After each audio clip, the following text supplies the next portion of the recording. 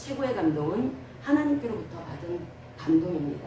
하나님께로부터 감동을 받을 때, 그러니까 성령으로 인해서 감동을 받을 때, 그때 우리는 이 가슴이 열리면서 그 호르몬은 머릿속에서 다이돌핀이라고 하는 호르몬이 나오고 심령은 아주 굉장히 기쁜 상태가 되는, 그런데 그 기쁜 상태가 되는 동시에 그 암세포도 물리치고 또 이 여러 가지 내 마음 안에 스트레스를 주는 모든 요인들을 다 물리치게 된다라는 거죠. 그래서 우리의 이 마음 안에는 항상 이 말씀이 머물고 있어야 되는 것입니다. 그래서 이 말씀이 머물고 있도록 우리는 이 가슴이, 내 지정의 이 마음이 하나님의 그 뜻 가운데 바르게 질서를 잡아서 따뜻하게 정렬을 할 수 있도록 우리는 늘 주님의 말씀 앞에 서야 합니다. 하나님의 말씀 앞에 서기 위해서 새벽 재단에서 하는 것들 참 굉장히 귀한 그런 이 자리에 나와 있다라고 볼 수가 있습니다. 왜냐하면 하루의 첫 시간을 말씀 한 말씀이라도 내가 머릿속에다가 담으면 그 말씀을 내 가슴에 정렬시키는 그 과정 속에서 이 말씀이 나를 살린다 라고 하는 생각을 하게 되면은 겸손한 마음으로 그 말씀을 품게 되면은 감동이 올라오겠죠. 감동이 올라오면서 나를 살리는, 진짜로 나를 살리는 그러한 은혜가 입혀지게 된다는 겁니다. 근데 우리가 그러면 이 가슴의 반응을 볼 때 왜 우리는 이 가슴의 반응이 더딜까? 하나님의 말씀을 들어도 어떤 사람은 굉장히 빠르게 반응을 보이는데 어떤 사람은 왜 이렇게 더딜까? 거기에 대해서 성경은 말씀을 하십니다. 그 말씀을 하시기를 그게 내 지정의 속에 어떤 문제가 있다라는 거죠. 하나님의 그 말씀이 내 마음 안에 제 다이돌핀이 나오러 감동할 수가 있는 그러한 어떤 영적인 강력한 영향력으로 내 속에서 움직여야 되는데 왜 그렇게 되지를 못했을까?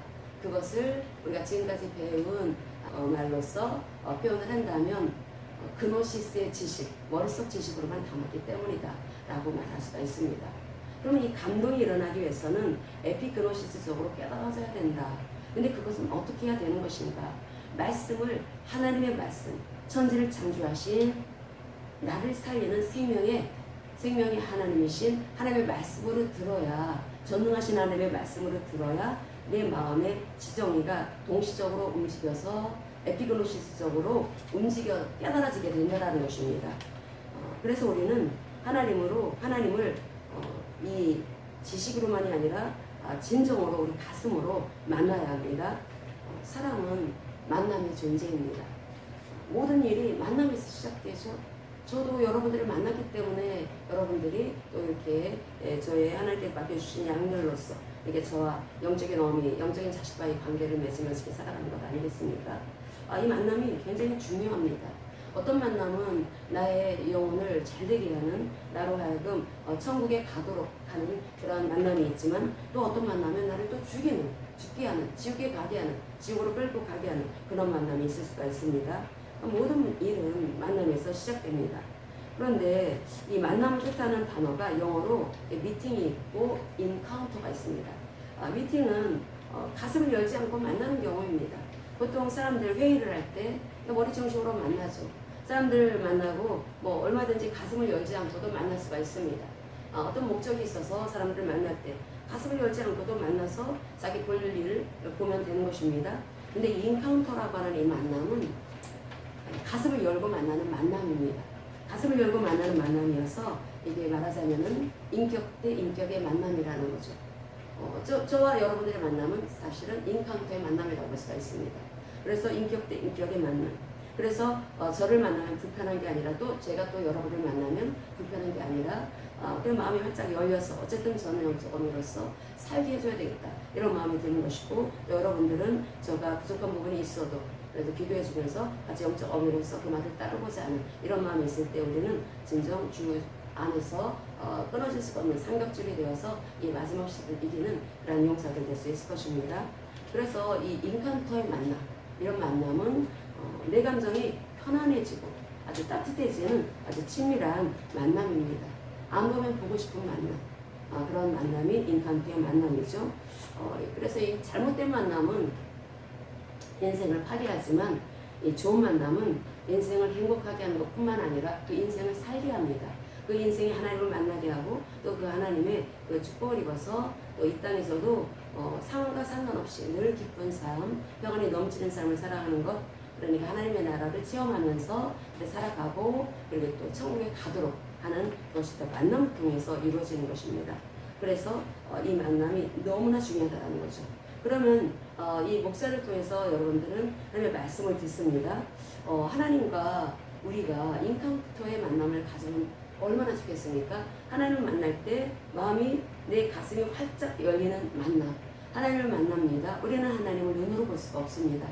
그래서 우리가 하나님을 말씀으로 만나는 거죠. 그 말씀으로 만나기 위해서 여러분들이 예배 때 나와서 말씀을 듣는 것입니다. 그래서 이 말씀이 타협되지면 안 됩니다. 여러분을 살리는 말씀으로 전달되기 위해서 목사님 열심히 성경을 연구를 해야 되고 그 말씀을 통해서 여러분들의 지정의 특별히 이 혼이 살도록 하기 위해서 이게 굉장히 중요합니다. 이 혼의 구원을 이루도록 하기 위해서 어쨌든 그 열심을 다해서 말씀을 준비해야 되는 것.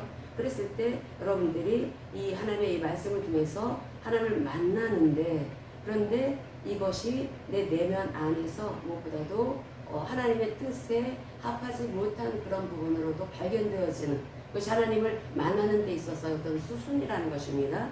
그래서 이 하나님과 이 인카운트의 만남 정말 가슴이 뛰고 하나님을 만나게 되면은 그 하나님께서 부어주신 그 은혜가 너무나 놀랍고 너무나 감사해서 그 마음이 이전과 전혀 달라지죠. 근데 그런 이 마음, 그런데 그 마음이 일시적인 것이 아니라 계속 지속되어지고 일시적인 것이 아니라 계속 하나님의 그 말씀으로 인해서 내 마음이 열리도록 우리는 말씀을 계속 마음의 귀를 활짝 열고 내 마음을 활짝 열어서 들어야 됩니다. 그리고 잘못되어진 것, 하나님의 말씀을 듣지 못하도록 해방하는 것이 무엇인지 그걸 발견해서 그걸 발견하는 즉시 예수의 이름으로 물리쳐야 되는 것, 그거 즉각적으로 회개하는 삶을 살아가는 것은 우리가 너무나 중요한 것이기 때문에 그래서 우리는 이 말씀, 하나님을 만날 때 인카운터의 만남을 갖기 위해서 이 말씀의 사이에 있다라고 하는 것이 얼마나 중요한 것인지 그것을 알아야 되는 것입니다. 이 하나님의 이 말씀은 우리를 살립니다. 이 하나님의 말씀은 그 하나님께서 눈에 보여지지 않은 이 하나님, 창세기 3장에 들어온 죄로 인해서 사람은 이제 하나님을 볼 수 없게 되었습니다. 그러나 하나님께서 인간을 이끄시는 방법이 무엇인가를 알아야 합니다. 성경을 통해서 하나님께서 말씀하시기를 하나님께서 사람을 이끄시는 방법이 있다. 그게 바로 듣게 하시는 것입니다. 듣게 하는 것. 하나님의 말씀을 듣게 하신다는 거죠. 그래서 쉐마 이스라엘 들으라. 쉐마는 들으라라는 뜻입니다. 들으라 이스라엘아. 하나님께서 이스라엘 백성과 언약을 맺으시고 어떤 말씀하시냐면은 너희들은 말씀을 들어야 된다라고 하는 말씀을 하고 있습니다. 이 성경 이 말씀은 우리가 성경을 66권 구약이 39권 신약이 27권을 볼 때 이 하나님의 말씀은 영의 말씀이고 생명의 말씀이라고 하는 것을 압니다. 이 성경 말씀인데 그런데 이 말씀을 깊이 있게 보게 되면은 뼈대가 보인다라는 거죠. 어떤 뼈대입니까? 나를 살리는 뼈대, 나를 구속시켜 주시는 뼈대. 내가 지금 현재 어려움 가운데 있을 때 어려운 게 다른 것이 아닙니다. 환경 속에서 겪게 되는 일들, 이 가족들과 이 관계 속에서 겪게 되는 어려움들, 우리가 이 가족과 이 관계 속에서 나도 모르게 자칫하면은 어떤 사람이 너무 말하자면 우리 총장도 말로 대가 센 사람이 있다라는 말을 하죠. 굉장히 강한 그런 가족이 있게 되면은 그 가족 때문에 다른 가족들이 가스라이팅 당할 가능성이 굉장히 큽니다. 그 가족이 너무나 힘들게 하게 되면은 그리고 또 이 보통 소통이 되지 않게 되면은 그 가족을 비율을 맞춰주게 되면은 나도 모르는 사이에 거기에 그 라에 그 자기 중심성에 빠져있는 그 한 가족으로 인해서 내가 어쨌거나 그 가족, 그 한 사람을 살리기 위해서 하는 그 태도가 하나님께 의뢰하면서 도구의 질서에서 그 가족을 끌어내려고 하는 것이 아니라 그 가족과의 만남 속에서 어쨌든 다툼을 그 면전에서 피하기 위해서 그 바른 그런 태도를 보이지 못하는 경우도 있을 수가 있다라는 거죠. 그래서 그것이 얼마나 자신을 또 이 가족들을 해칠 수가 있는 것인지. 그래서 우리는 이 하나님과의 인카운터의 이 만남이 나의 이 가슴에서 내 이 지정 위에서 역사되어지는 이것은 나를 살린 것뿐이 아니라 다른 사람, 가깝게는 가족들도 살게 하는 은혜로 보여지는 그런 것이 되기 위해서는 우리는 이 말씀, 이 뼈대 속에서의 말씀을 봐야 합니다. 왜냐하면 우리는 구속받아야 되기 때문에, 건진받아야 되기 때문에. 왜 이런 일이 생겼을까? 왜 이런 어려움이 생겼을까? 그분에 대해서 하나님은 분명히 말씀을 하십니다. 너의 그 생각을 돌아보아라. 너의 그 습관을 돌아보아라. 너가 지금까지의 그 습관, 너의 그 삶, 너의 이 태도, 그것이 너의 삶 속에서, 너의 지난 삶 속에서 그대로 보여지지 않았느냐. 너의 그 지금까지 굵직굵직했던 우리가 기억해낼 만한 큰 그런 일들을 이렇게 볼 때 왜 이 사람은 동일한 행동을 반복을 할까? 거기에 대해서 우리는 심각하게 하나님의 말씀을 통해서 그 사람의 그 문제점을 발견을 그거를 그 사람이 거기서 빠져나올 수 있도록 기도를 해줘야 되는 것입니다. 그래서 우리는 지금 그 사람이 가지고 있는 그 문제가 무엇인가? 그 문제가 해결되어지지 않으면 인생 계속해서 그렇게 살다 만나라는 것입니다. 종국은 무엇입니까? 지옥입니다. 지옥. 그래서 우리 이 성도들, 저에게는 이제 영적인 자식들이죠. 그래서 이 말씀을 통해서 하나님께서 우리를 길러주시는데, 그리고 이 잠언서에 보면은 교훈이라고 하는 단어들이 많이 나옵니다. 교훈이라는 단어가 무사르라고 하는 단어를 써서 하나님께서 그냥 좋은 말을 주시기 위해서 교훈을 하시고 가르침을 주시고 징계하는 그런 뜻이 아니라 하나님께서는 변화가 필수라고 하는 의미로 이 말씀을 주셨다라는 거죠. 우리가 잠언서 13장 13절을 보겠습니다. 읽겠습니다. 말씀을 멸시하는 자는 자기에게 패망을 이루고 계명을 두려워하는 자는 상을 받느니라. 아멘. 말씀을 멸시하는 자는 자기에게 패망을 이룬다. 이게 결국은 하나님의 그 말씀은 우리를 살리기 위해서 주시는 말씀입니다. 이 말씀이 보통 그 훈계로서 전달되어지죠. 어떤 책망으로서 전달되어집니다. 하나님의 그 말씀을 들을 때 나를 찌른다라고 해서 들려졌다면 그건 굉장히 좋은 반응인 것입니다. 나를 찌르네, 나를 치네. 그런데 거기에서 자기 중심적으로 나쁘게 반응하는 것이 아니라 내가 지금 살아날 수 있겠다 라고 하는 것으로 반응이 이어져야 합니다. 그래서 우리가 잠언서 12장 1절을 보겠습니다. 잠언서 12장 1절. 훈계를 좋아하는 자는 지식을 좋아하거니와 징계를 싫어하는 자는 짐승과 같으니라. 아멘. 훈계라고 하는 게 무사르라고 하는 이 단어인데, 이 단어는 단지 하나님께서 말씀을 주셔가지고 가르친다, 어떤 징계한다, 훈육한다, 훈계한다 라고 하는 뜻만 가지고 있는 것이 아니라 이 말씀은 반드시 변화를 받아서 바른 길로 들어서라 라고 하는 의미까지도 다 담고 있습니다.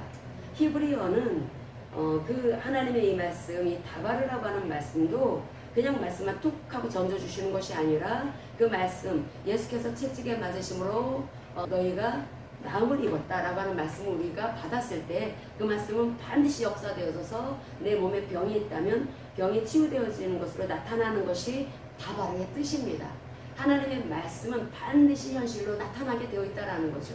그러면 이 교훈이라고 하는 이 무사르, 이 훈계라고 하는 단어로도 번역이 되어지고 있고, 징계라고 하는 단어로 번역되어지기도 하고, 여러 가지 교훈이라고 하는 단어로 번역을 하기도 합니다. 그런데 여러 가지 우리나라 말로 번역을 할 때는 이렇게 저렇게 번역을 해도 그 단어 무사르라고 하는 이 단어는 하나님의 뜻에 맞는 바른 삶을 살아가는 사람으로 만들기 위한 가르침이라는 것입니다.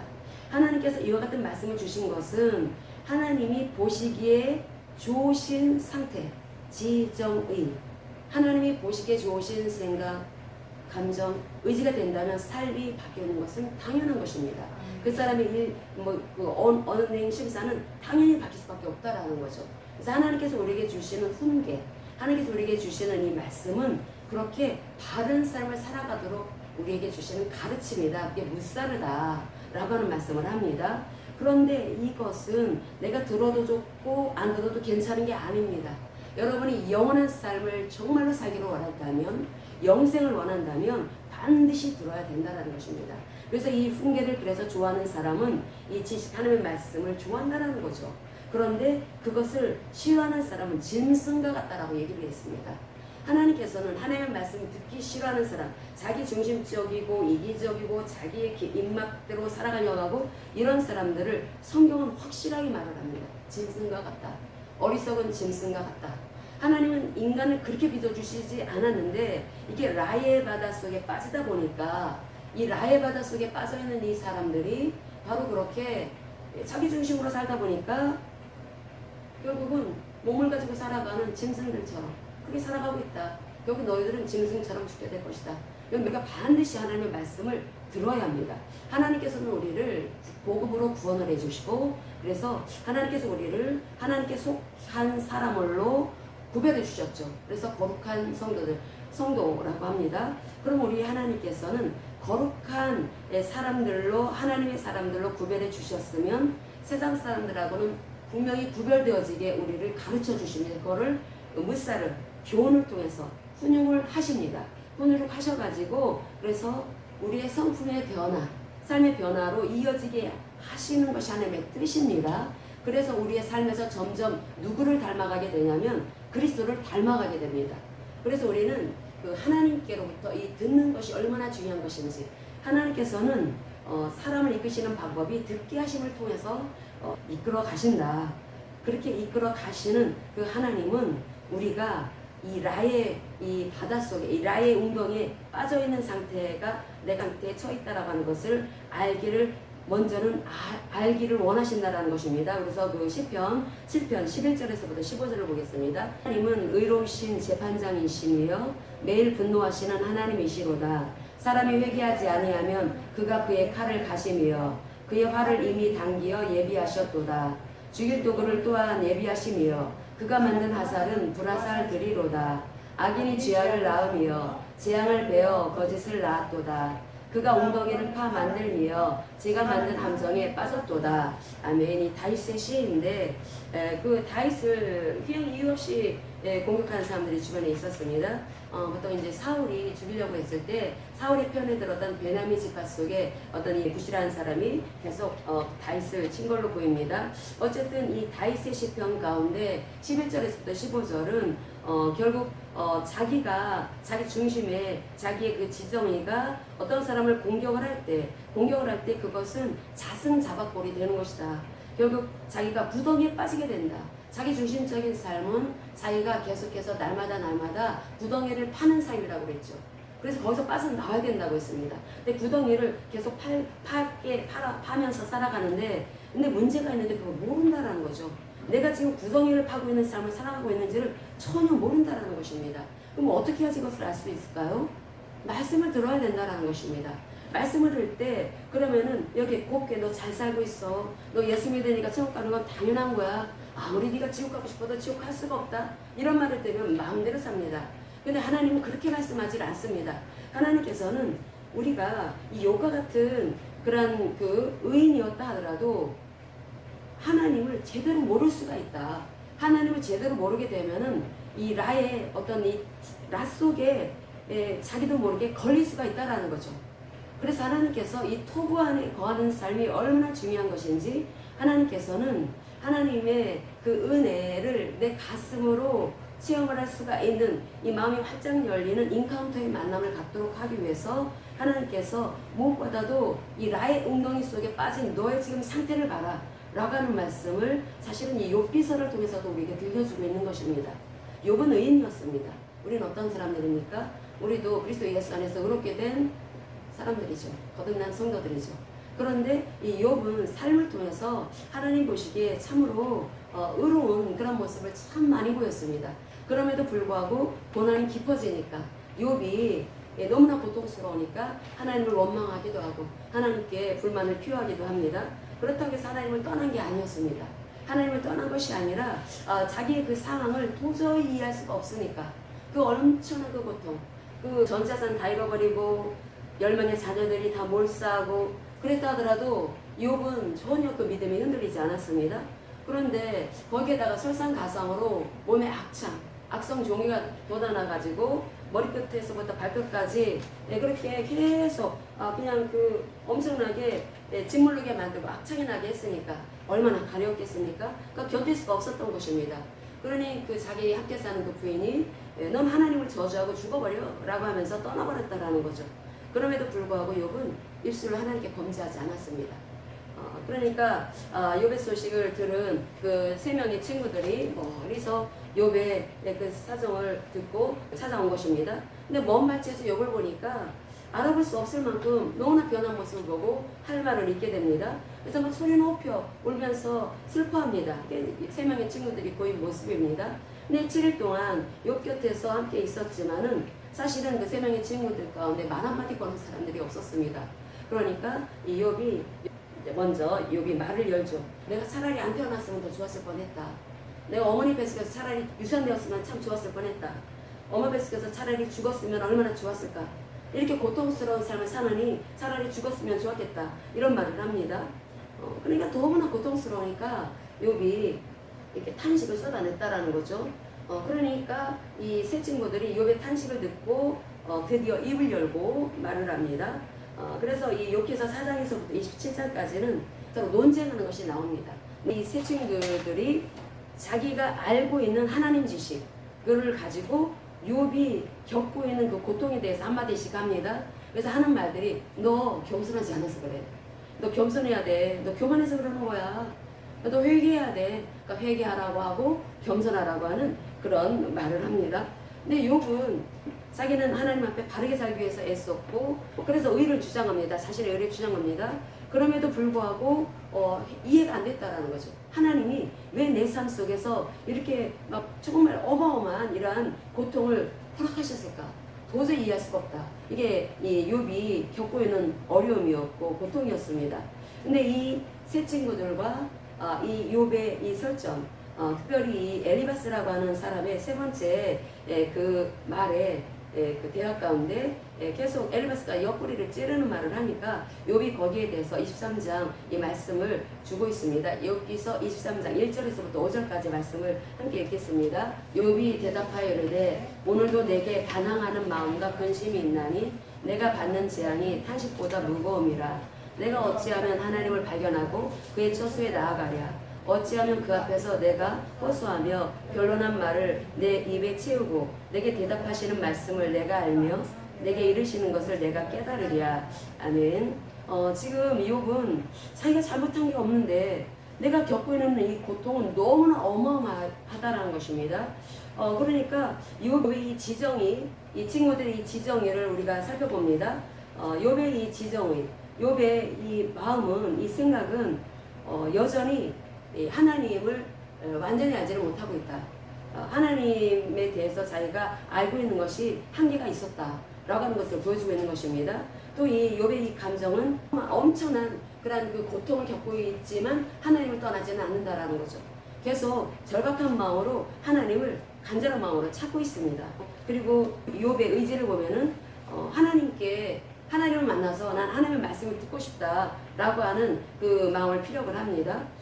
그러니까 이 욥은 지금 이 라라고 하는 이 현실 속에서 이 고통 속에 있는 이 현실 속에서 하나님을 찾으면서 자신의 그 지식 그리고 자기가 그렇게 행해왔던 의로운 삶 이것을 통해서 하나님을 판단하려 했다는 것입니다. 내가 이렇게 살았는데 어떻게 이런 그런 저주와 같은 이런 재앙을 내 삶 속에 내가 받아야 되는가? 이건 너무나 억울하다. 이건 진짜 내가 정말 생각지도 못했던 이런 삶이 내 삶에 그대로 보여주고 있는 것이 아닌가. 그러니까 이 욥이 자기 그 지정의를 하나님을 향해서 보여주고 있는데 아주 솔직하게 보여주고 있다는 것입니다. 그래서 그 욥이라고 하는 이 사람이 그 마음속에서 나는 정말 하나님을 만나고 싶다. 13장 이 말씀을 통해서 욥은 하나님을 정말 만나고 싶다. 어떻게 하면 내가 하나님을 발견하는 것을 알 수 있을까? 어떻게 하면 하나님의 그 보좌 앞에 나아가서 그 앞에 내 사정을 아뢰고 나의 억울한 사정을 아뢰고 나의 입에 그 하나님의 말씀을 채울 수가 있을까? 지금 욥이 23장 1절에서부터 5절의 이 말씀을 보면은 지금 욥의 이 지정의가 오롯이 주님을 향하고 있는 것을 볼 수가 있습니다. 그럼에도 불구하고 이 지식 그러니까 그 자기의 그 생각 영역에 있어서는 여전히 하나님을 모르고 있었다라는 거죠. 하나님이 왜 이런 어려움을 주실까? 그런데 그게 자기가 생각하기에는 내가 이렇게 바르게 살면 하나님은 반드시 나에게 축복을 해주신 것은 당연하다고 생각했는데 그게 아닌 정말 이해할 수가 없는 그러한 그 어려움을 겪고 있는 것입니다. 그래서 하나님께 욥이 나는 하나님께 정말 마음을 열고 하나님을 만나서 하나님이 나의 이 상황 속에서 어떤 말씀을 하시는지 나는 그 말씀을 정말로 듣고 싶다. 여기 그 초소라고 되어 있는 것이 하나님의 보좌를 말하는 것입니다. 하나님의 보좌에서 나오는 그 말씀을 나는 정말로 듣고 싶다. 하나님이 나의 이 상황에 대해서 뭐라고 말씀하시는지 그 말씀을 꼭 하나님을 만나서 듣고 싶다. 그게 욥이 갖고 있는 지금 현재 그 마음의 상태였습니다. 그러니까 하나님을 가슴으로 만나기 위해서는 진정 하나님을 만나서 감동이 있고 마음이 활짝 열려서 그래서 그 다이돌핀이라고 하는 호르몬이 나올 수 있는 정말 기쁨과 평안이 넘치는 그러한 삶을 살아갈 수 있게 하는 데 있어서 우리가 감동이 굉장히 중요한 역할을 한다고 했죠. 근데 이 감동이 하나님을 만나야지 가능한 일인데 이 하나님을 이 만나는 그러한 그 전제의 조건으로 못 받아도 내 지정에 있어서 잘못된 부분을 우리가 발견을 해야 된다는 것입니다. 근데 욥의 입장에서는 자기는 잘못 산 게 없다라는 거죠. 나는 잘못 산 게 없고 나의 이 삶에 지금 현재 벌어지고 있는 이 일은 너무나 이해가 안 된다. 내가 그 누구보다도 나의 이 삶을 하나님 앞에 바르게 살기 위해서 너무나 정말 애쓰고 살아왔는데 나는 왜 이렇게 이해할 수가 없는 이러한 어려움을 겪고 있는 것일까? 이런 것들로 인해서 욥이 어려움을 겪고 있을 때 이 하나님께서는 욥이 하나님을 정말로 만나고 싶다고 하는 그 간절한 이 소망을 들어주시는 것을 볼 수가 있죠. 욥기서 42장에 하나님께서는 욥을 만나 주십니다. 욥을 만나 주셔가지고 그래서 하나님이 네가 알고 있는 그 지식 속에는 그 거기에 갇힌 하나님이 아니다. 너는 하나님을 제대로 아는 것이 아니었다. 하나님을 아는 것으로 하나님을 판단하려고 했다라는 거죠. 그런데 하나님은 너희 인간의 생각에 갇혀진 그런 존재가 아니다. 하나님은 창조주이시다. 하나님은 너희 인간으로서는 계측할 수가 없는 그런 지혜를 가지고 계신 하나님이시다. 이런 하나님을 네가 어떻게 네가 알고 있는 하나님 관으로 하나님을 알 수가 있느냐. 하나님 모른다는 것입니다. 하나님께서는 욥에게 토부의 하나님을 보여주시기를 원하셨다라는 거죠.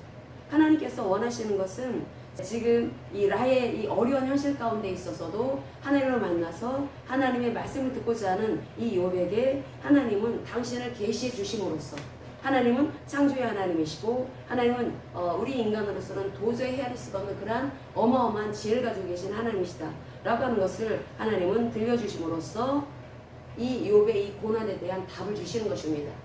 나는 정말 잘하고 있고 내가 정말 열심히 기도를 했고 내가 열심히 하나님의 그 뜻 가운데 바르게 살기 위해서 애썼는데 왜 결과가 이렇게 원치 않는 결과가 나왔을까? 이해되지 않는 경우도 있다. 그런데 그것이 엄밀하게 보면은 사실 라의 문제다라고 성경은 우리에게 보여주고 있다는 것입니다. 이 라 속에 빠져있는 인간의 지정의 문제라는 거죠. 근데 욥과 같은 의인도 이 지적인 이 문제에 이 하나님의 뜻을 알기를 원했고 하나님의 뜻을 안다면 자기는 그렇게 바르게 살았겠지만 자신의 그 지식의 틀 안에 하나님을 가두어 둔 그러한 하나님을 알지 못하는 그런 한계를 가지고 있던 사람이 욥이었다라는 것입니다. 그래서 욥이 그 자기가 잘못한 것이 없음에도 자신이 겪는 고통이 너무나 혹독하다라고 이 반항심이 들었지만은 사실은 욥기서 3장 25절을 보면은 내가 두려워하는 그것이 나에게 임하고 내가 무서워하는 그것이 내 몸에 미쳤다라고 하는 고백을 합니다. 그러니까 이 욥이 하나님을 자기는 잘한다고 생각했지만 그렇지 않았다라는 거죠. 왜 우리가 두려움이 있고 이 마음에 어떤 반발심, 반항심이 올라옵니까? 거기에 하나님의 빛이 들어가지 못하고 있다라는 것입니다. 나의 부정적인 마음이 내 마음속에서 왜 올라옵니까? 거기에 여전히 그늘진 곳이 있다라는 것, 어두운 곳이 있다라는 거죠. 그것을 인식해야 된다라는 것입니다. 그 인식을 하도록 하기 위해서 하나님께서는 욥을 통해서 창조주 하나님에 대해서 알려주고 계시고 있고 그리고 지혜로우신 하나님이 우리 인간은 계측할 수가 없는 하나님이다 라고 하는 것을 보여주고 계시는 것입니다. 그런데 이 욥이 참 귀한 마음을 가졌던 것은 이 3절에서 얼마나 하나님을 갈망을 합니까? 하나님을 그 욥기서 23장 3절에 보면은 하나님을 그 향한 그 갈망, 그 간절함이 얼마나 그것이 불타올랐는지, 어떻게 하면 내가 하나님을 찾을 수가 있을까? 여러분 마음 가운데 그 마음이 있어야 합니다. 우리의 지정의 속에 혹여나 하나님이 원치 않으시는 부분이 무엇일까? 잘 모릅니다, 우리는. 그래서 어떤 사람들은 그런 말을 합니다. 그래서 우리 안에는 두 사람이 살고 있다. 나를 해치는 두 사람이 살고 있다. 다 있다는 거죠. 그게 뭘까요? 나를 해치는 두 사람이 있는데 한 사람은 옛자아다. 옛자가 자기를 죽인다라는 것입니다. 자기 중심적이고 이기적으로 살아가는, 나도 모르게 자기 감정에 취하고 나도 모르게 이기적으로 계속해서 반응하다 보면은 자기를 자꾸 성각을 쌓으려고 합니다. 근데 그게 나를 해치는 옛자아다. 나를 죽인다라는 것입니다. 잠언서에 나오죠. 너의 영혼을 해치는 자가 바로 너 자신이다. 그래서 그것을 말씀을 하고 있고, 그리고 또 우리를 해치는 또 한 사람이 있는데 그게 바로 내가 용서하지 못하는 어떤 사람, 내가 나를 고통을 주고 나에게 상처를 준 어떤 사람을 내가 계속 떠올리면서 그걸 곱씹습니다. 그걸 용서가 안 되는 거예요. 용서를 못하고 있으면 그 용서하지 못하는 그 사람이 나를 죽인다는 것입니다. 그래서 우리가 어떤 이 환경 속에서, 우리가 과거의 그 삶 속에서 어려움을 만났을 때 특별히 나는 잘못한 거 없는데 나에게 고통을 줬던 어떤 사람이 있을 수가 있습니다. 그 사람 용서해야 합니다. 나를 위해서 용서해야 합니다. 만약에 용서를 하지 않으면 그 사람이, 내 기억 속에 있는 그 사람이, 용서하지 못한 그 사람이 나를 죽인다는 거죠. 그래서 우리가 내 안에 나를 죽이는 두 사람이 있다. 하나는 옛자하고 하나는 용서하지 못하는 사람이다. 그래서 우리는 내 안에 있는 그 존재, 그것이 과연 어디에 있는 것일까? 라의 웅덩이 속에 있는 것이다. 내가 라의 웅덩이에 빠져가지고 내 생각과 감정과 의지가 혹여나 하나님의 그 뜻을 계속 이탈하고 있는 것은 아닌지. 근데 여러분들이 이 말씀이 어느 정도 이해되어지는지를 모르겠어요. 이 말씀이 계속해서 말씀이 나갈 때 이 토브와 라의 구도 속에서 말씀을 봅니다. 근데 이것은 성경의 구속사적인 맥락 속에서 보는 것입니다. 내가 어떻게 해야지 빠져나올 수가 있을까? 어떻게 해야지 구원받을 수가 있을까? 그것은 오직 십자가 부활의 복음이죠. 근데 십자가 부활의 복음을 주신 것은 예수님께서 우리에게 토부의 세계 속에 살으라고 주시는 너무나 놀라운 선물인 것입니다. 그래서 십자가는 나의 이 라의 요소, 자기중심적이고 이기적인 생각, 감정, 의지가 있습니다. 이게 나를 파괴한다고 했죠. 나의 이 생각이 항상 내 꾀가 올라옵니다. 내가 어떻게 하면, 말하자면 잔머리 굴린다라는 거죠. 잔머리 굴려가지고, 그래서 어떻게 하면 내가 이 상황 속에서 내가 빠져나서 내 편한 대로 나 터치하지 않는 그런 상황 속에 머물 수가 있을까? 그럼 막 멈춰나게 돌아갑니다, 머리가. 그렇게 살아왔기 때문에 그게 또 그렇게 보입니다. 반응을 보입니다. 그렇게 이 생각, 그런 생각이 결국은 자기 무덤을 파는 것이고, 이 감정은, 그런데 그렇게 살면 안 된다라고 얘기하면은 그다 분노가 표출이 되죠. 아주 여기서 막 속에서 막 쏘가사리로 튀겨나와서 그렇게 살리려고 하는 그 말씀을 던진 그 사람을 공격합니다. 공격하고 그리고 미워한다라는 거죠. 근데 미워하는 그 마음이 가려집니다. 가려져가지고 뒷담한다라는 것입니다. 미운데 왜 나를 왜 쳤어? 자기 중심적인 이기적인 삶을 살아가면 안 된다. 그런 말 상당히 듣기 싫겠죠. 그런데 그런 그 말이 아주 직격탄으로 날려오니까 그 분노가 올라오겠죠. 그럴 때 그것을 이렇게 약 포장을 해갖고 정말 미운데 포장을 해서 그 보여지는 반응은 뒤에서 딱 쏘는 것입니다. 평가절하시켜버리고 보통 이하의 그러한 이 사람으로 만들어버리는 것. 우리가 이런 것들이 보통 가족들 간에 참 많이 일어나죠. 그래서 이 정욕이라든지 분노라든지 미움이라는 것이 이 자기중심적인 감정이 보이는 모습입니다. 또 의지는 어떻습니까? 이 마음, 이 속에서 항상 거기 이기심이 그 속에 도사리고 있기 때문에 사람들에게 어떻게 하면 내가 저 사람을 물리치고 내가 옳다라고 하는 것을 드러낼 수가 있을까? 결국 그런 그 악의가 사람들보다 내가 더 우쭐하다, 내가 더 낫다라고 하는 걸 자기를 과시하기 위한 모습으로 이어지기 때문에 그것은 다 자기 함정을 파는 것이다 라고 말씀을 합니다. 이게 다 자기 중심성에서 보이는 라의 무덤, 라의 함정을 파는 거라는 거죠. 그런데 이게 왜 이런 일이 벌어졌을까? 이게 지정의가 하나님을 향해서 닫혀있기 때문에 그런 것이다. 그 생각과 감정과 의지가 무엇보다도 그 생각이 하나님을 향해서 열려있어야 되는데 안 열려있기 때문에 그런 것이다. 그래서 그 열려있지 않기 때문에 결국 계속해서 이 지정의가 왜곡되어진다라는 거죠. 그런데 여러분들이 이 지정의 얘기를 하고 토부와 라이브도 속에서 얘기를 할 때 다른 사람 얘기를 하는 것이 아닙니다. 여러분 각 사람, 저를 비롯해서 여러분 각자가 한번 들여다보라는 것입니다. 나의 생각은 혹시 그런 꾀가 없는가? 나의 그 잔머리가 없는가? 나의 이 감정이 혹시 그러한 나를 좀 친다 싶으면은 거기에 대해서 또 다르게 반격을 가하기 위해서 내가 어떤 때를 노리고 있는 그런 어떤 미움의 또 다른 그 포장한 모습을 보이고 있는 것은 아닌가? 이게 다 자기를 무덤을 파는 거라는 거죠. 하나님을 모를 때 하나님의 그 은혜의 빛 가운데 내가 그대로 그 모습을 보이지 않게 되면은 나도 그렇게 된다라는 것입니다. 그래서 이 욥이라고 하는 사람이 얼마나 위대한 사람인지 지금 자기가 그렇게 말할 수 없는 그런 고통, 그 자녀가 10명이 다 죽어버리고 그 모든 재산 다 잃어버리고 그래도 그 욥은 하나님을 떠나지 않습니다. 근데 이해가 안 된다라는 거죠. 이해가 안 되는데 그 자기가 알고 있던 그 하나님이 이런 그 고통스러운 이러한 일을 허락하실 리가 없다라고 하는 것이 이 욥의 생각이었습니다. 근데 그것은 욥이 하나님을 가둬놓은 것이다 라고 말씀을 하고 있다라는 거죠. 욥이 지금 생각을 하나님이 어떤 하나님인지 가둬놓은 것이 결국은 미약하긴 하지만 욥이 라의 모습을 보이고 있는 것이다. 토브와 라의 구도 속에서 볼 때 이 욥은 아직도 여전히 하나님을 잘 모른다라고 말할 수가 있다는 것입니다. 이 욥은 정말 자신의 삶에서 벌어지고 있는 고달이 원인이 무엇인지 모든 문제의 실마리를 쥐고 계신 하나님을 꼭 만나고 싶어 했습니다. 이 하나님을 꼭 만나야 되겠다. 나의 억울함을 토로해야 되겠다. 내가 왜 이런 억울한 이 고난을 겪어야 되는지, 내가 지금까지 어떻게 살고 있는지 우리 주님이 하나님이 잘 아실 텐데, 그래서 하나님의 뜻을 정말 잘 알고 싶다. 하나님이 이 상황, 나의 이 고통스러운 환경 속에서, 재앙을 겪고 있는 내 환경 속에서 하나님은 뭐라고 말씀하시는지 나 그 말씀을 꼭 듣고 싶다. 그래서 하나님의 그 뜻을 나는 분명하게 알아서 하나님에게 나는 정말로 배우고 싶다. 그것이 욥기서 23장 1절에서 5절까지 이 욥이 품고 있는 마음인 것입니다. 욥은 하나님과의 만남을 통해서 현재 이해할 수 없는 이 고통의 이 원인, 이 고난의 원인, 이 재앙을 겪고 있는 이 원인을 깨닫기를 원했습니다. 그래서 자기의 이 의지는 하나님 앞에 서는 간절한 의지를 가지고 있었다는 것, 갈망을 가지고 있었다는 것입니다. 마음속에 여러분이 힘들고 어려움이 있을 때 내가 이 상황 속에 내가 하나님께로부터 답 좀 들어야 되겠다 라고 하는 마음을 가지면서 혹시나 여러분 간절한 마음으로 인카운터, 하나님과 정말 내 마음이 시원하게 하나님이 역사하시는 그러한 에피그노시적인 깨달음을 가질 수 있는 그런 은혜를 받기를 원하는 마음으로 하나님 앞에 간절한 마음을 품은 적 있습니까?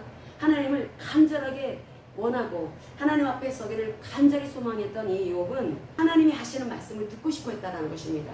내가 이런 그 환경 속에 있을 때 하나님은 과연 뭐라고 말씀하실까? 그런데 그 말씀하시는 하나님께서는 욥이 하나님을 더 깊이 알기를 원하시고 있는 것이었고, 욥은 하나님의 그 인식을 하나님이 나타나셔서 말씀하시는 것을 통해서 창조주 하나님, 또 우리의 이 창조 세계에 역사하신 하나님, 그리고 또 하나님의 그 지혜로우신 이 말씀, 이런 이 말씀을 통해서 나는 욥이라고 하는 사람은 나는 비록 그렇게 살았다 하더라도 내가 하나님을 판단할 위치에 있는 그런 사람이 아니구나. 나는 하나님을 모르는 게 너무나 많구나. 이것을 하나님을 알기를 원하셨다라는 것입니다. 그리고 하나님이 얼마나 크신 분인지. 그래서 내가 나의 그 모든 것을 내 자신을 다 내려놓겠습니다. 그래서 욥은 자신의 지정의가 하나님 앞에 온전히 굴복하는 그런 고백을 합니다. 그래서 욥이 회개를 하죠. 욥기 42장 5절에서부터 6절까지 욥이 회개하죠. 같이 읽겠습니다. 내가 주께 대하여 귀로 듣기만 하였사오나 이제는 눈으로 주를 배웁나이다. 그러므로 내가 스스로 거두어드리고 티끌과 재 가운데에서 회개하나이다. 아멘. 욥이 하나님을 그동안에 자기는 그렇게 살았는데 이해할 수 없는 고통을 겪고 있습니다 라고 하는 것도 욥은 의로웠지만 자기의 그 지성으로 하나님을 한계짓고 있다라는 거죠. 하나님을 판단하고 있었다라는 것입니다. 인간은 하나님의 판단의 위치에 있지 않다. 하나님은 이 우주 만물을 창조해 주셨다. 그리고 하나님께서 얼마나 크신 하나님이신지를 그걸 알기를 원하셨다라는 것입니다. 그래서 욥은 하나님께 자기가 고백을 합니다.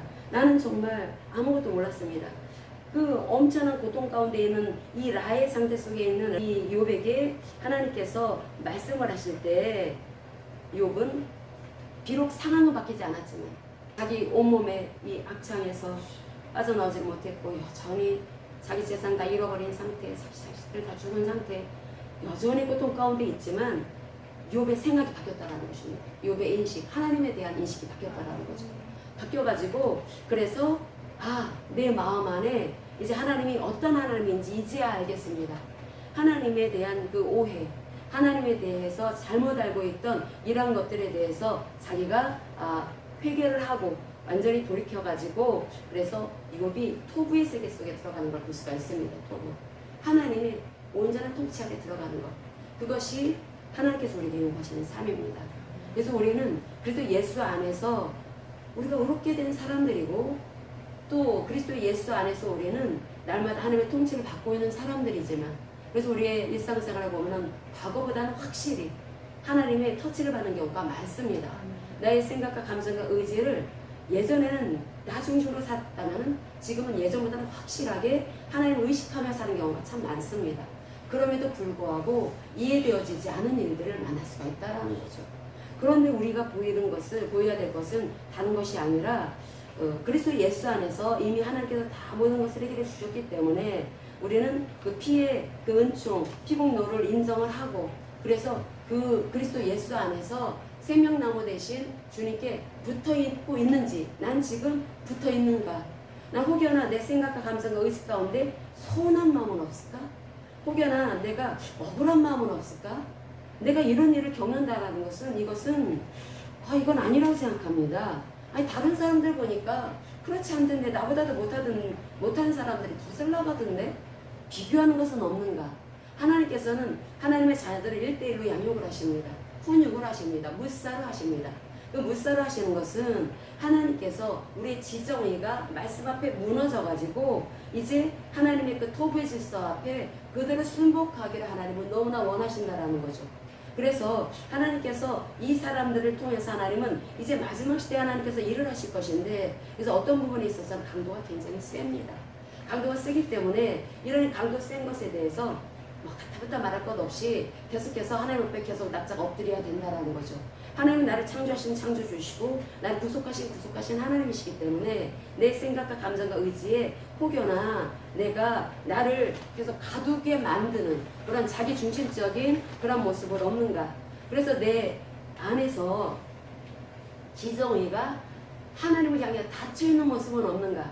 이게 왜곡되게 되면은 자기 중심적으로 계속 생각을 하게 되고 그러다 보면은 자기 생각에 빠져들어가지고 감정도 이어지게 됩니다. 그럼 그 의지는 자기 생각에 묶이게 됩니다. 생각과 감정과 의지는 또 이게 하나가 되어져서 그 사람이 그대로 그런 삶이 나타난다라는 거죠.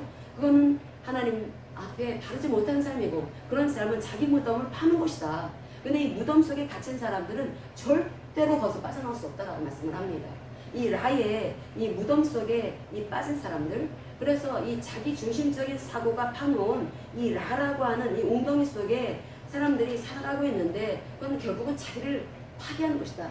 자기를 멸망케 하는 자멸시키는 것이다. 성경은 그렇게 말씀을 합니다.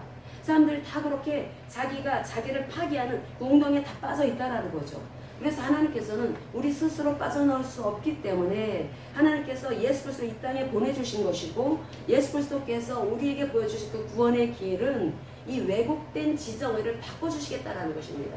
우리가 십자가 부활의 복음을 통해서 단지 어떤 단순하게 내 죄사함 받았습니다. 나는 그래서 예수 그리스도로 인해서 천국 가게 되었습니다. 그런 어떤 짤막한 그런 지식을 가지라고 하나님께서 주신 것이 아니라 예수 그리스도의 십자가 부활의 복음이라고 하는 것은 나를 완전히 새롭게 바꿔놓으시기 위한 하나님의 축복의 선물이라는 거죠.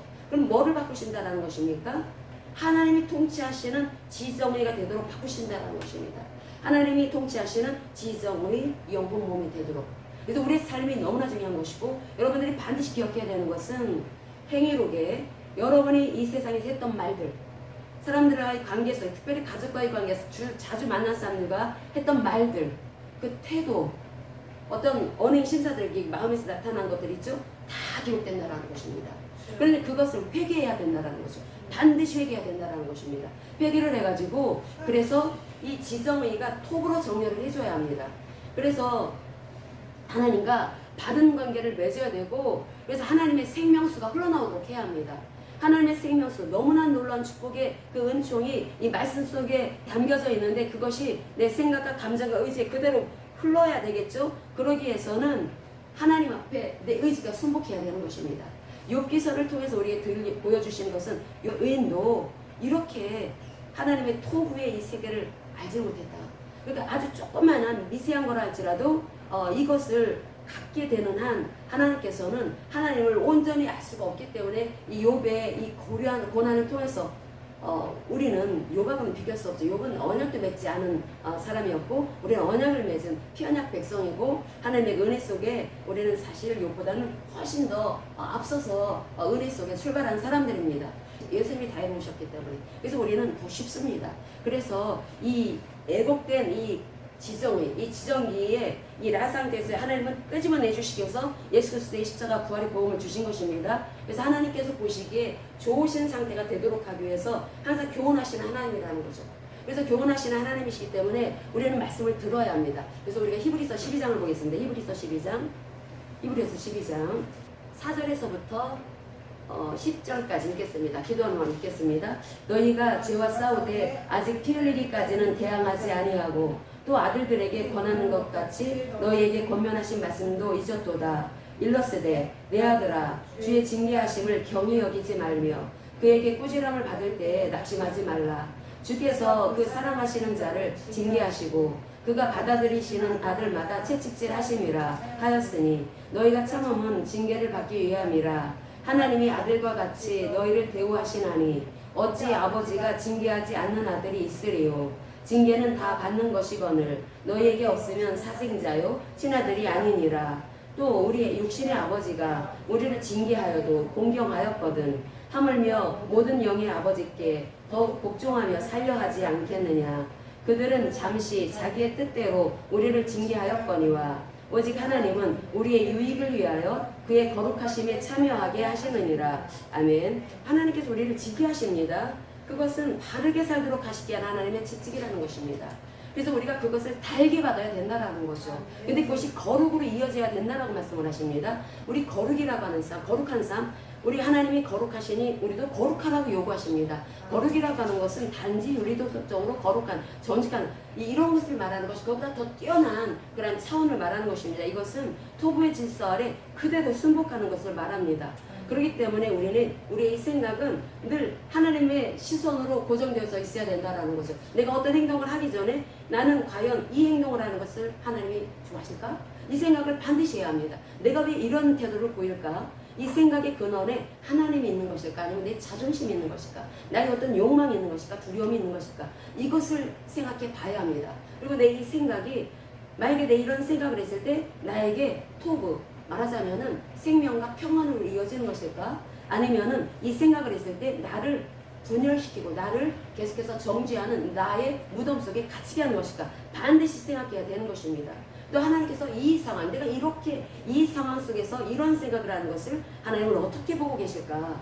그래서 하나님께서는 이 쪽뒤쪽은 인간의 생각은 내려놓고 하나님의 관점으로 이 상황을 봐라. 이 상황을 봐서 하늘의 지혜를 보아라 라고 말씀을 하는 것입니다. 그렇기 때문에 우리 이 감정을 또 잘 관리를 해야 되겠죠. 이 감정이 나의 이 속을 말이 없는 이 자기중심적인 이기적인 어떤 자존심을 지키려고 하는 감정이 휘둘렸다가는 큰일 납니다. 내 이 자기중심성이 휘둘리는 이 감정은 불안이라든지 질투라든지 비교의식이라든지 이런 것들이 계속 구덩이를 팝니다. 그렇기 때문에 우리 감정은 항상 토부의 감정이 있어야 된다는 거죠. 그래서 항상 평안과 기쁨이 넘치는, 그리고 또 이 긍휼한 마음, 어떤 이 계속해서 웅덩이를 파는 사람들 볼 때 불쌍한 마음이 드는 것, 그래서 눈물도 다 흐르는 것입니다. 불쌍한 마음이 들어서 그렇게 울기도 하고 막 그러는데, 근데 이러한 것들, 나를 서로 친다 하더라도 그 사람 그 영혼을 위해서 기도하는 것, 이것이 우리가 품어야 될 감정이라는 거죠. 그리고 또 이 의라고 하는 것도 내 뜻을 관철하는 것이 아니라 하나님의 뜻을 선택하는 것. 그러니까 이게 날마다의 삶으로서 계속 이어져야 합니다. 내 고집을 꺾고, 그래서 날마다 내가 작은 순종 한번 해보자. 그래서 우리 그 새벽에 예를 들어서 말씀이 나가게 되면 말씀 한 말씀 딱 붙잡습니다. 아주 짧은 시간이라도 그 말씀을 붙잡습니다. 그래서 그 마음 속에서 어떤 분한 마음이 올라오고 그리고 막 속상한 마음이 올라올 때 잠깐 동안 10초라도 하나님을 의지하면서 그것을 다스려야 된다라는 거죠. 그 날마다의 생활 속에서 해야 되는 것입니다. 그래서 그날 하루를 마감할 때에는 하루의 삶을 돌아볼 때 뭐를 돌아봅니까? 내 생각, 감정, 의지를 돌아보는 것입니다. 내 언행 심사를 돌아보는 것입니다. 내가 왜 그런 태도를 보였지? 내가 왜 그런 말을 했지? 그런 것을 하면서 잘못된 거 회개하고 돌이켜서 다시는 그런 행동 보이지 않도록 또 다짐을 하고 그래서 하루를 마감하는 것입니다. 그런데 이것이 지정이가 하나님을 향해서 열려있는 모습이다. 우리가 비록 미약하고 부족하지만 하나님을 향해서 열려있고 하나님은 토부의 하나님이시다. 그래서 하나님께서 예수 그리스도께서 하신 말씀이 회개하라 천국이 가까이 왔느니라 라고 하는 말씀을 하시죠. 결국은 이 회개를 하는 이유는 지정에 이 갇혀있는 나, 그러니까 완전히 내가 파놓은 그 무덤 속에 갇혀서 완전히 얼마나 그 무덤이 갑갑한 곳입니까? 그런 이 삶을 하나님께서 빼내주셔가지고 하나님의 통치 아래 들어와서 살으라고 예수님께서 이와 같은 말씀을 하신 것입니다. 그래서 회개하라 천국이 가까이 왔느니라 그 말씀을 하실 때 우리 삶에 놀라운 은총이 있게 될 것이고, 그래서 하나님이 하나님께서 욥에게 주신 것은 하나님을 말씀을 통해서 만나고 말씀을 통해서 하나님이 어떤 하나님인지 알 때 상황은 전혀 바뀌지 않았어도 마음이 일단 그 지정이가 달라졌다. 그래서 우리도 그렇게 지정이가 달라짐을 통해서 하나님의 인도 가운데 계속해서 나아가기를 원하시는 그런 마음을 하나님께서 이 말씀을 통해서 우리에게 들려주고 계시는 것입니다. 그래서 그렇게 살아가는, 그래서 우리의 삶의 그 변화는 결국은 성령의 도심 없이는 안 되는 것이구나. 결국 내 지정이 관리라면 성령이 역사하셔서 우리 삶에 분명하게 우리가 두고 기도해 왔던 그런 결과로 이어지게 될 것이고, 그 은혜가 분명한 모습으로 그 빠른 시간 안에 나오도록 하게 하기 위해서는 결국 우리 지정 관리를 정말 잘하고 불만 불평 다 십자가로 가져가고 하나님의 뜻 가운데 불쌍한 영혼을 품고서 기도하는 것, 이것은 내가 해야 되는 일이구나 라고 하는 것을 우리가 이 말씀을 깨닫는 것입니다.